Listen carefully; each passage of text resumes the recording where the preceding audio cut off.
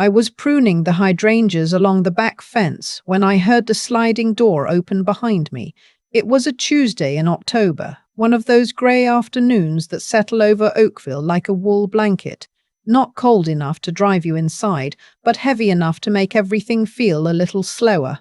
I had my gardening gloves on and my old Roots hoodie, the one my husband Gerald had bought me at a craft fair in Burlington maybe 15 years ago. I wasn't thinking about anything in particular. That's the thing about gardening. It empties you out in the best possible way. My daughter walked across the patio with 2 mugs of tea, which I thought was kind. She set one on the little wrought iron table and stood there for a moment, not saying anything. I should have known then. She always went quiet before something difficult. Even as a child, "Mom," she said, "I need to talk to you about the house." I pulled off one glove and reached for the mug. "What about the house?" She sat down in the patio chair and wrapped both hands around her mug. She was wearing her real estate blazer, which she sometimes wore on days she wasn't even showing properties, sort of like armor, I always thought. She looked at the fence instead of at me. "Derek and I have been talking," she said, "for a while now, actually, and we really think it makes the most sense for you to move into something smaller, something more manageable. There's that new seniors development going up on Lakeshore, and the units are beautiful, Mom. 1 bedroom, everything on 1 level, a little patio." "I have a patio," I said. She looked at me then. "Mom, this house is 4 bedrooms, you're here alone. The property taxes alone are almost $9,000 a year. The roof needs work. The furnace is 12 years old. I know how old my furnace is." She took a breath. "We already talked to a realtor." I set down my mug very carefully on the arm of my chair. "I'm sorry. Derek's cousin Philip does residential sales in Holton. We had him do a walkthrough last week when you were at your book club. He thinks we could list at just under $1 million too." "Mum, you could be completely set up. Fully funded, no worries, a nice place." "Last week," I said, "when I was at book club." She had the grace to look down at her tea. "I want to be clear about something. My daughter is not a cruel person. She is a person who makes decisions quickly and then works backwards to justify them, which is a different thing. She got that from her father, though I would never say that to her face. Gerald could convince himself that anything he'd already decided was actually the most logical and loving option. It drove me quietly mad for 31 years, and I adored him anyway. But Gerald had been gone for 4 years, and this was my house. I bought this house in 2003 when our youngest started high school. Gerald and I had looked at 6 properties on a Saturday, and I walked into this one and stood in the front hallway and told him we were done looking. He always said I fell in love with houses the way other people fell in love with people, sudden and total and not particularly rational. Maybe, but I've never regretted a single morning waking up here, not even the hard ones. "You had someone walk through my home," I said, "without telling me. We were just getting information. And Philip, Derek's cousin, does Philip know whose name is on the title?" She looked up. "What? Does he know that this house is in my name and my name alone? That Gerald and I made that decision deliberately when we bought it because Gerald had some business debts at the time and we wanted to protect the equity? Does Philip know that?"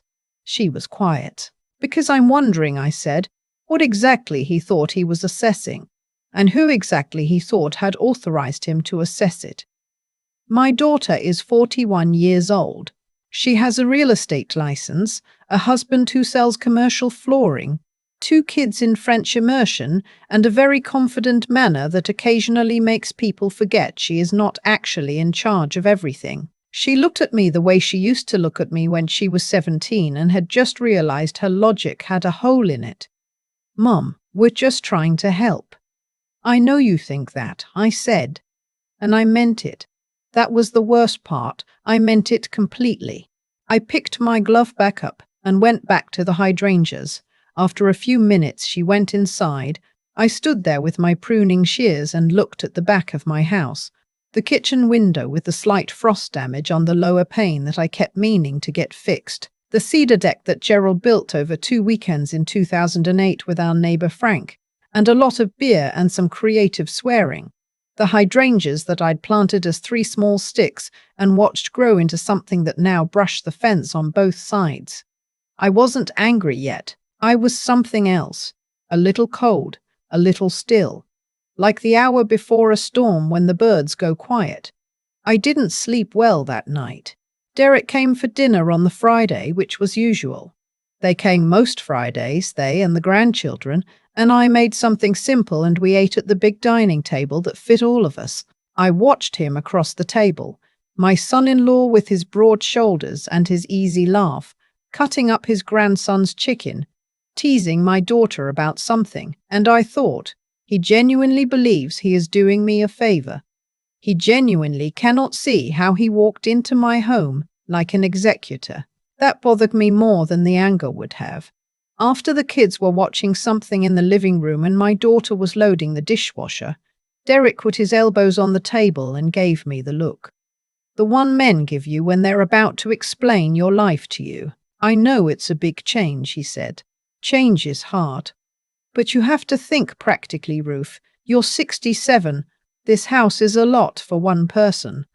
Ruth. That's my name. I've been Ruth for 67 years, and I've never particularly felt it was a name that invited people to manage me. I appreciate your concern, I said. The market is good right now, really good. Philip thinks if we list in spring, Derek, I said pleasantly. What is the square footage of your house? He blinked. Around 2,200. Why? 2 adults, 2 children. And you think 4 bedrooms is too much for one person? I smiled at him. How many bedrooms do you have? That's different. How is it different? He didn't have an answer for that, which was fine. I hadn't expected one.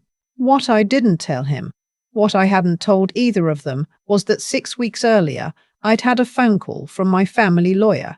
His name is Paul Hennessy, and he's been my lawyer since Gerald and I bought our first condo in 1989. Paul had called to remind me that we were due for a review of my estate documents, which we did every few years, just to keep things current. I'd gone to see him on a Wednesday morning in September, the week before everything with my daughter began. We'd sat in his office on Trafalgar and gone through everything methodically the way Paul and I always did. He was a calm and thorough man, and I trusted him the way you trust someone who has seen you at your most vulnerable and remained professional throughout. And at the end of the meeting, I'd made some changes. Not because I'd anticipated any of this. I want to be clear about that. I hadn't. I'd made the changes because Paul had suggested some updates that made sense. A small restructuring of how the property was held, a clarification of certain terms, a secondary clause regarding any future transfer or listing of the property. Standard stuff, Paul said.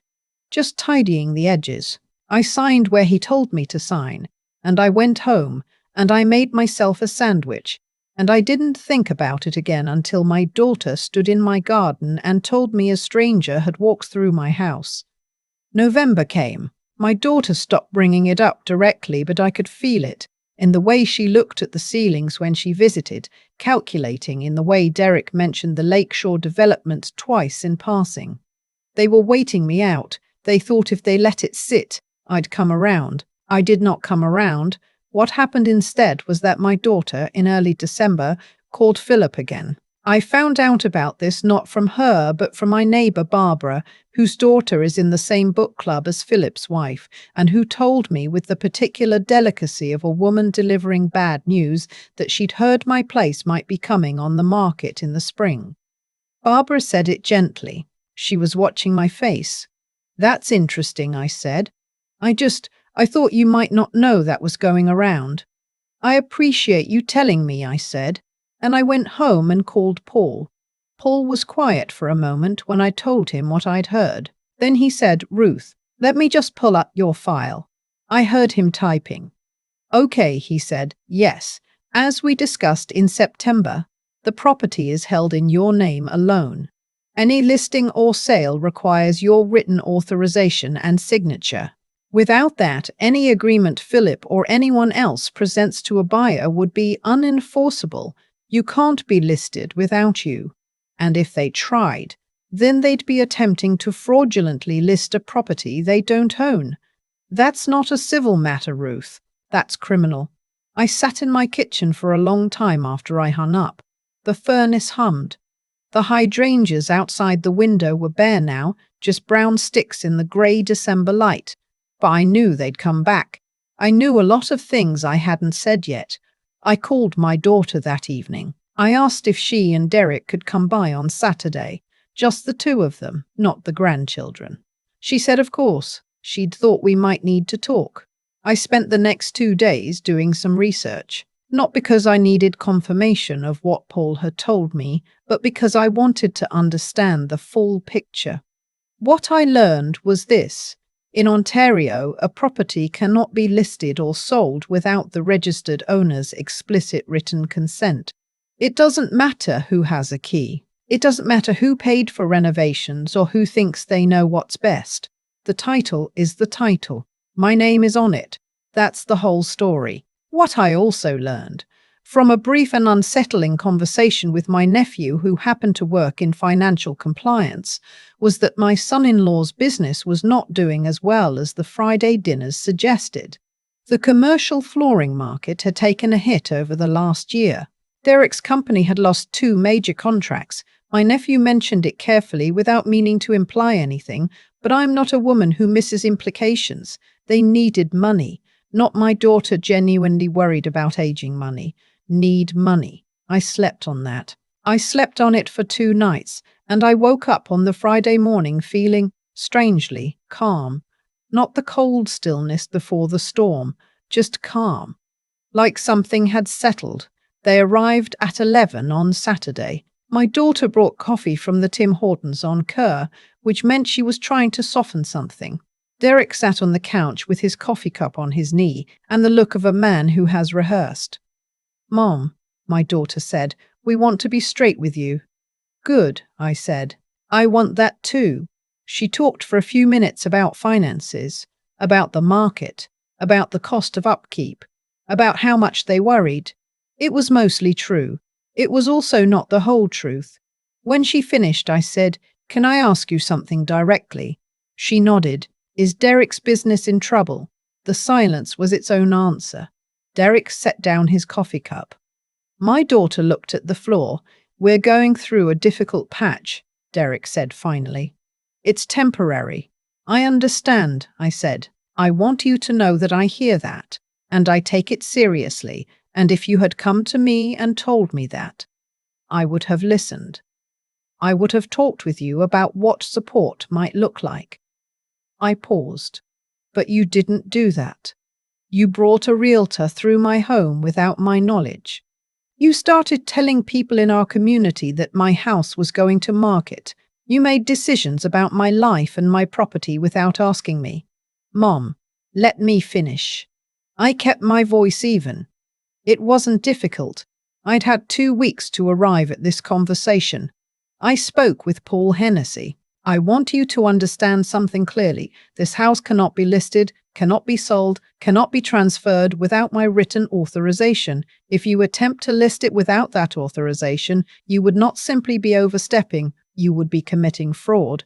Ontario fraud, that is a criminal charge." Derek's face had changed.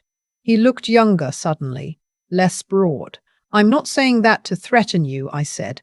"I'm saying it because I want you both to understand where we actually are. There is no version of this where the house is sold without my consent. There never was." My daughter had tears in her eyes. "Mom, we were scared and we thought." "I know," I said, and I meant it again, the same way I meant it in the garden. We sat there for a while, the 3 of us with our Tim Hortons cups and the Saturday morning light coming through the windows I'd chosen 21 years ago because they faced east and I loved the mornings. I told them I was not interested in punishing anyone. I told Derek I could help connect him with a small business advisor through the community loan program at the Oakville Library branch. I knew the woman who ran the program. She was in my book club, funny enough. I told my daughter that I was available to talk, really talk, about what they were facing. but that the conversation had to start with honesty. I told them that I had lived in this house for 21 years and I intended to live in it for at least 20 more, or until I decided otherwise, and that decision would be mine. Derek nodded.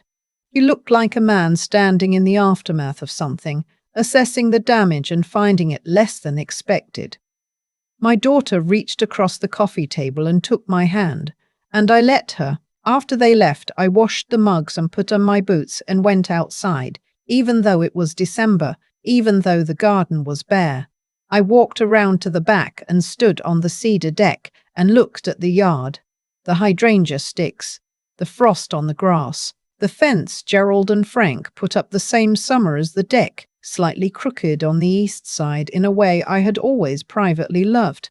I thought about what it takes to stay somewhere, not just to own a place, but to inhabit it, to know which stair creaks and which window sticks in July, and how the light moves across the kitchen in February. That knowledge is not a small thing. It accumulates over decades, and it belongs to you in a way no title deed really captures. I went back inside and made myself tea and called Barbara to tell her the house was not, in fact, going on the market. She sounded relieved. "I'm glad," she said. "I always said a house knows its person." I thought that was a lovely thing to say. I think about it still. My son-in-law's business stabilized by the following spring with some restructuring and a new contract with the school board in Hamilton. My daughter and I had several more conversations over the winter, hard ones, honest ones, the kind we probably should have had years earlier. We're better now. I think we're actually better than we were. I still garden on Tuesday afternoons when the weather allows. I'm still wearing Gerald's Roots hoodie. The hydrangeas came back in June, larger than ever, and I let them grow past the fence on both sides because they're mine, and that's what I want. There are things I want other women my age to hear from this. If they'll let me say it plainly, your name on the title is not a formality. It is a fact with legal weight, and you should know what that weight is. Talk to your lawyer. Not someday. Make the appointment. And if someone in your life, even someone who loves you, starts making decisions about your property without your knowledge, you are not being difficult when you say something.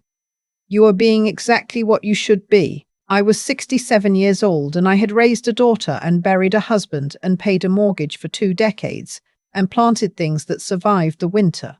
I knew how to hold my ground. I've thought about that Tuesday afternoon in the garden more times than I can count. Not with bitterness. That surprised me, actually. I expected to feel bitter. Instead, what I keep coming back to is how quietly everything unraveled for the people who thought they had it all figured out, and how little I had to do to make that happen. Derek didn't lose everything dramatically. There was no single moment of collapse.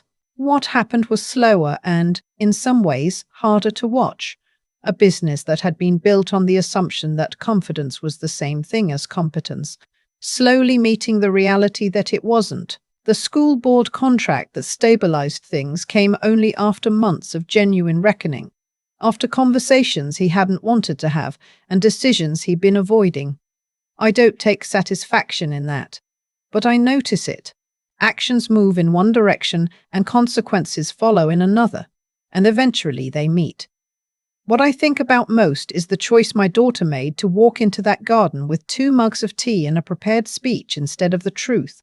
She had been frightened. That was real. The fear was real, and the financial pressure was real, and her love for me, underneath all of it, was also real, but she chose to manage me rather than trust me. And that choice, not the fear, not the money trouble, but that specific choice, is what cost us months of distance and a winter of hard conversations we should have had years earlier.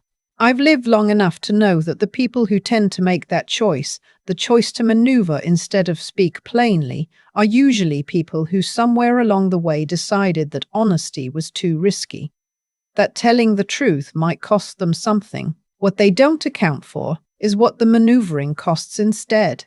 It cost my daughter my trust, temporarily. It cost Derek a version of his pride that probably needed to go anyway. It cost them both the help I would have genuinely offered if they'd simply asked. And what kept me steady through all of it, what I want to say plainly, because I think other women my age need to hear it, was not luck. It was that I had done the unglamorous work of knowing my own affairs. I knew who my lawyer was. I knew what my title said. I had made an appointment and sat in Paul's office and signed documents I understood. That is not a dramatic act. It is just the quiet, unglamorous discipline of a woman who takes her own life seriously.